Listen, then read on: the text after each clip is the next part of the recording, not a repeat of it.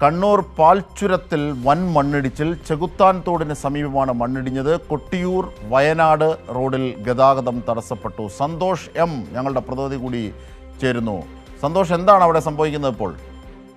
അജിംഷാദ്, ഈ സാധാരണഗതിയിൽ കനത്ത മഴയുണ്ടാകുന്ന സമയത്ത് തുടർച്ചയായി മണ്ണിടിയുന്ന ഒരു സ്ഥലമാണ് ഈ കൊട്ടിയൂർ പാൽച്ചുരം റോഡ്. ഇന്ന് രാവിലെയാണ് കൊട്ടിയൂർ പാൽച്ചുരം റോഡിൽ മണ്ണിടിഞ്ഞത്.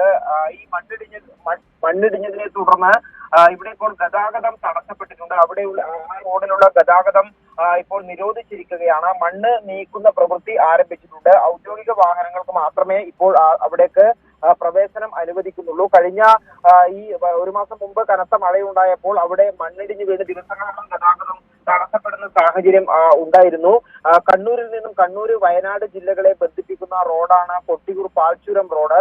ഈ റോഡ് ആണ് മഴക്കാലത്ത് ഈ മണ്ണിടിച്ചിൽ ഉണ്ടാകുന്നത്. ഇപ്പോൾ ഉണ്ടായിരിക്കുന്ന മണ്ണിടിച്ചിലും വലിയ മണ്ണിടിച്ചിലാണ്. അതുകൊണ്ട് അവിടെയുള്ള മണ്ണ് പൂർണ്ണമായി മാറ്റിയതിനു ശേഷം മാത്രമേ ഗതാഗതം സാധ്യമാവുകയുള്ളൂ. പ്രദേശത്ത് ഇപ്പോഴും മഴ തുടരുന്ന സാഹചര്യമാണ് ഉള്ളത്. അതുകൊണ്ട് മണ്ണ് മാറ്റുന്നതിനും നേരിയ തടസ്സങ്ങൾ നേരിടുന്നുണ്ട്. അജംഷ.